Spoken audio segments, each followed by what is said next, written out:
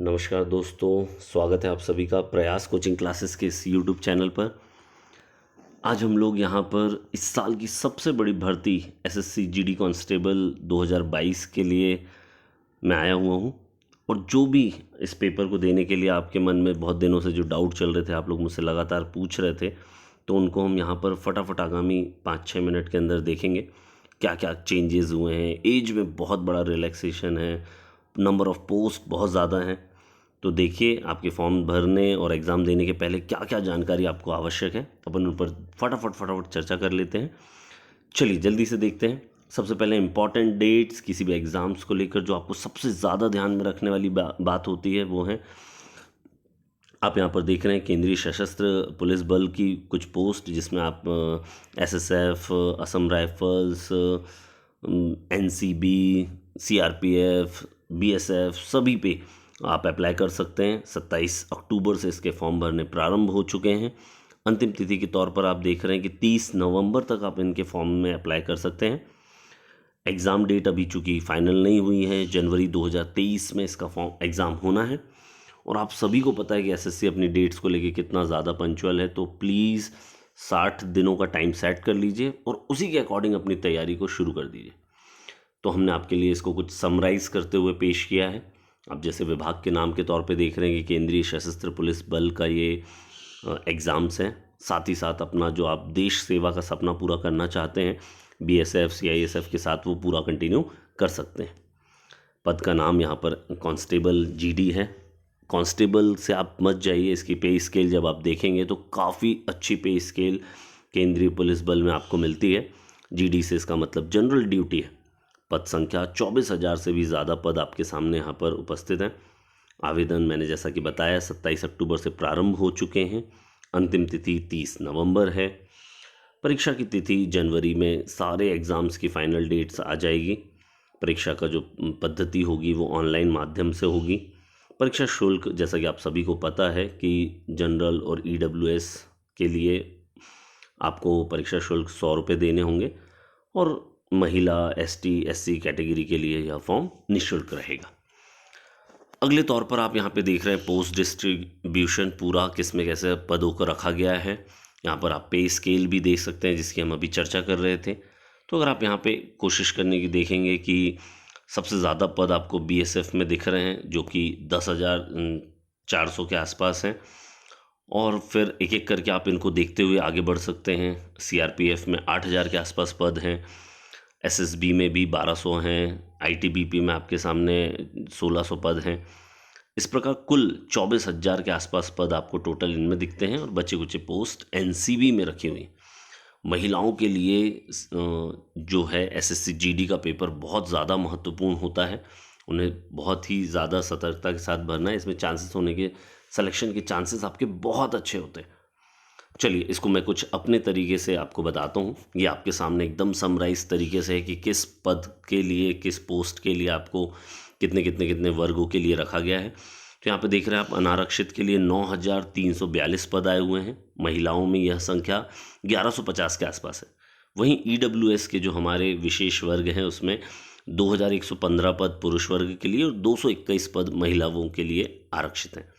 OBC category में 4,800 से भी ज़्यादा पद हैं और वहीं महिलाओं के लिए 580 पदों का यहाँ स्थान दिया गया है। एसएससी जीडी आपको एससी कैटेगरी के लिए 3,377 पद और पुरुष के लिए 429 पद यहाँ पर उपलब्ध हैं। एससी कैटेगरी के लिए हमारे दोस्तों के लिए 1,930 पद और 246 पदों महिला वर्ग के लिए रखे गए हैं। ये कैटेगरी वाइज हमने यहाँ पर समरी आपके सामने रखी। आगे बढ़ते हुए आप देख रहे हैं जिसकी सबसे ज़्यादा चर्चा इस बार हो रही है एसएससी जीडी में, वो है एज लिमिट। जैसा कि मेंशन है, आप क्लियरली पढ़ सकते हैं कि 18 से 23 साल तक के बच्चे ही एसएससी जीडी का फॉर्म दे सकते हैं हमेशा की तरह, जो कि 1 जनवरी 2023 के आसपास आपको हो रहा है ये सारा एज का एस्टिमेशन। यहाँ पर आपको देखना होगा कि कोरोना के कारण भारत सरकार ने बहुत एज में 3 साल का हर कैटेगरी को रिलैक्सेशन दिया है, जिसमें आप देख रहे हैं कि अब आपको ये कह सकते हैं कि 2 जनवरी 1997 के बाद जन्म लेने वाले सभी लोग इस फॉर्म के लिए अप्लाई कर सकते हैं। यहाँ पर एक बहुत ही विचारणीय बिंदु है। आगे बढ़ते हुए एज कैटेगरी में आप जैसे कि हमेशा जानते हैं कि ST/SC कैटेगरी के बच्चों के लिए 5 साल का और OBC कैटेगरी के लिए 3 साल का रिजर्वेशन यहाँ पे रखा हुआ है। एक्स सर्विसमैन और बाकी चीज़ों के रिलैक्सेशन को भी आप आगे देख सकते हैं। इसको अगेन हम सरल भाषा में समझाने के लिए आपके सामने प्रस्तुत करते हैं। आयु सीमा का जो एज लिमिट का यहाँ पे क्राइटेरिया रखा है, देखिए 18 से 23 जो कि सामान्य इसका नियम है, पर कोरोना के कारण चूंकि 3 वर्ष का हमको छूट मिला हुआ है, तो वर्ष 2000 के बाद जन्मे बच्चों के लिए ये ना होकर अब 3 वर्ष की छूट होने पर 2 जनवरी 1997 के बाद जन्म लेने वाले सभी लोग इसको फॉर्म भर सकते हैं। साथ ही साथ अगर ST/SC कैटेगरी के लिए बात करें तो यह छूट 5 वर्ष की हो जाती है। अगर हम 97 से देखेंगे तो ये कितनी हो जाएगी, 1992, 1 जनवरी 1992 के बाद जन्म लेने वाले सभी अभ्यर्थी इसको फॉर्म को भर सकते हैं। OBC कैटेगरी में भी फिर 3 वर्ष की छूट के साथ यह फॉर्म आपको मिल रहा है और 1995 के बाद जन्म लेने वाले सभी बच्चे इस फॉर्म को भर सकते हैं। तो ये केवल एकमात्र बार मुझे ऐसा लगता है कि इतनी ज़्यादा छूट उम्र में दी गई है, इसलिए सभी अभ्यर्थियों को बिल्कुल बिना निराश हुए कि हम जॉब में नहीं लग पाएंगे या तमाम ऐसी बातों से दूर रखते हुए सिर्फ और सिर्फ मेहनत पर ध्यान देना है और लगातार प्रयास करते जाना है। अगले चरण में हम देखते हैं, क्योंकि हमारा विशेष चैनल YouTube का यह मध्य प्रदेश के अभ्यर्थियों के लिए है, तो आप देखेंगे कि भोपाल, ग्वालियर, इंदौर, जबलपुर, सतना, सागर, उज्जैन, ये हमारे मध्य प्रदेश के कुछ सेंटर्स हैं जहाँ पर जाकर जो भी आपको पास पड़ता है फटाफट आप ऑप्ट करें और इस एग्ज़ाम की तैयारी में जुट जाएं। अगले चरण में सबसे ज़्यादा जो बच्चों को परेशान करने वाली बात होती है वो ये कि सर पेपर कैसा होगा, किस पैटर्न पे होगा, क्या क्या चीज़ें होंगी, तो उसको एक समरी के तौर पर फिर हमने डिस्क्राइब यहाँ पे किया है। जैसे कि आप जानते हैं SSC में 3 चरण आपके सामने उपस्थित होंगे। पहला आपको रिटन टेस्ट देना है, फिर फिजिकल टेस्ट देना है, फिर आपका मेडिकल वगैरह जो चीज़ें होंगी उसको हम यहाँ पे सम अप करते हैं। बहुत बड़ा अंतर, जैसा कि एज के बाद जो हमें सबसे ज़्यादा फ़ायदा यहाँ पर दिख रहा है या एक परिवर्तन दिख रहा है, जो एग्ज़ाम पैटर्न को बार बार डिस्कशन हो रहा है, तो सभी बच्चों को यहाँ पर गंभीर रूप से देखना है। जो उन्होंने पहले भी SSC GD का फॉर्म दिया है, पेपर भरा है या एग्ज़ाम दिया है, तो वो यहाँ ध्यान दें कि अब प्रश्नों की संख्या मात्र 80 रह गई, जो कि पहले 100 हुआ करती थी। कुल अंक ऑब्वियस सी बात है 80, एक प्रश्न 2 अंक का होता है तो 160 अंक का हमारा होगा और समय यथानिश्चित 1 घंटे का आपके सामने रखा गया है।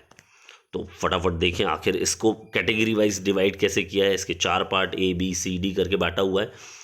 हाँ, सभी को पता है कि यहाँ पर आपको रीजनिंग का एक पार्ट देखने मिल रहा है जिसको आपने जनरल इंटेलिजेंस करके यहाँ पे शो किया हुआ है। दूसरा general awareness, GK and GS का ये पार्ट है।